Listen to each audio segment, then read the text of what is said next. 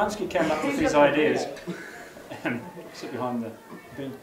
Yeah, Blonsky came up with these ideas, and he wanted to create a point of difference.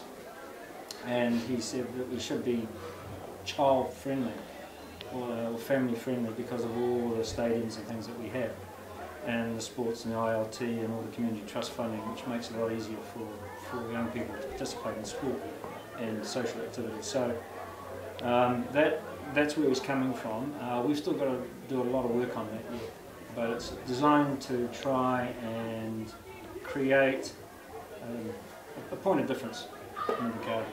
I think it's a shame because it's actually children focused, and I think it kind of leaves you guys out because you're young adults.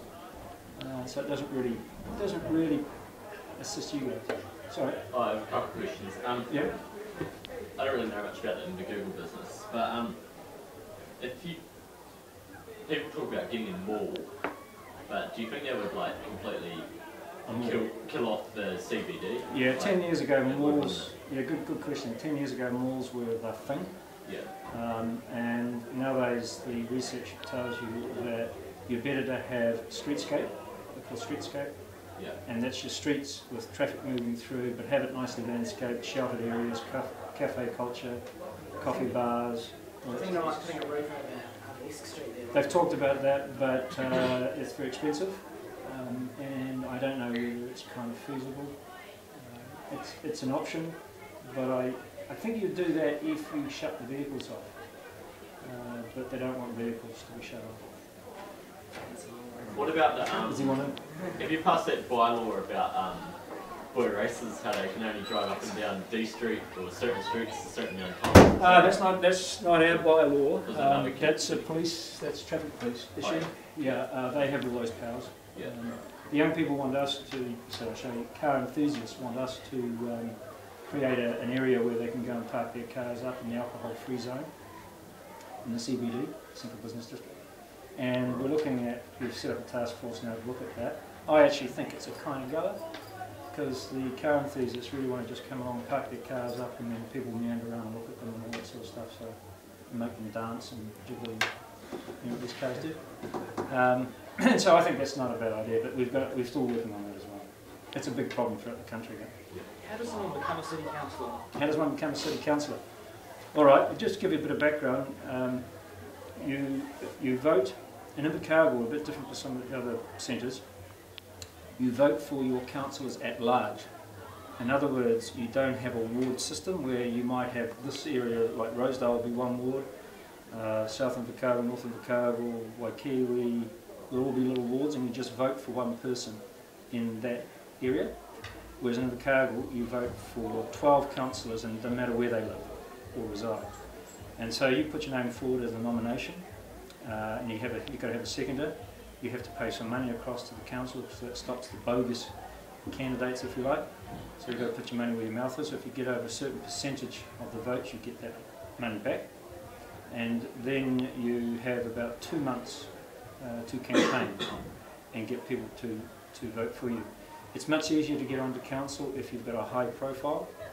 I don't know whether my profile was high, but I vote out of the 12, I'm normally sort of around about 3 or 4 from the top. People like Darren Ludlow, high profile on the radio. Jeff Pearcey had a high profile, who's a senior councillor through Grey Power, and Grey Power's got probably 6,000 or 7,000 votes in the city. So those are the sorts of things that help you get onto the. You can take a particular stance on some things. You probably saw me in the paper yesterday. You want to see that photo in the paper yesterday? No? Good. What was it? Elucidate. We have just gone through the process. It's a 3-year process determining how we get rid of our solid waste. And our engineers came up with a solution of a 3-bin series, 2 bins or 3 bins. And you separate your waste. All you young ones should be into this because you're saving the planet, supposedly. But when we went out to consultation and things like that, there was the councillors sort of lost confidence in that process and voted for the status quo. And I thought that was a little bit irresponsible, having regard to the fact we spend a lot of money. and gone down a three-year process with all our local councils, like the district council, the rural council, and we were working together to find a common economic solution, and we thought we had that. So I've called for an independent report on that. I chair finance and audit in the city, so it's my committee that's responsible for making sure that things are done properly. Does that help you get onto council? You're going to stand? Who's on the youth council? That's right. So, anyone else? I encourage you to do it. It gives you an opportunity to. I think it was a basketball on Mrs. Road. Quite dangerous, really. You might need some safety glasses. So you see that now why teachers need danger money? This is America. You might be sued.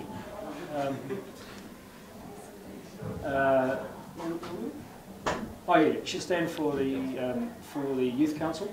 You get to come along and speak to council every 2 or 3 weeks, and you can participate in council activities. So I encourage you to do that. There's a mixture throughout the city of boys' high, girls' high, Verdon, and yourselves. So what do you think of it? Is it worthwhile? Oh, it's quite good. There's a real mix of stuff that goes on in it. Like, yeah. So some of it's really just sitting around and listening, and you get the two extremes. You get people that are there but aren't really sure what they're doing, and you get people that are quite involved. Like we've got 2 coaches at the moment that are doing a lot. And just recently there was a trip up to Wellington or something. That's correct. Yes. Youth and local government. And you got highly praised. Yeah, quite a bit of that. And like we're setting up on the 17th, I think it is. There's and this will be noticed soon. There's a big youth leadership forum at the Ascot, so 10 people are selected from each school in Southland. We've got guest speakers and all kinds of that. So guest bands? yeah, we do actually, yeah. You and the band? I sent your photo on the paper. School band? No? We came see. Came see. So yeah, there's quite a bit to do. It's quite enjoyable and it looks good on the CV. So good. Well, do it because those are the exciting opportunities, really. absolutely. Yeah. So I encourage you guys to do that. There's no girls in your group. Sometimes Sometimes Oh, there are. she's got a physics research. there's a few. There's a few. Sorry. I understand. I think there's much. Yeah, that's Yeah. about. Oh, you got to go, do you? Oh, I'm sorry. I was late.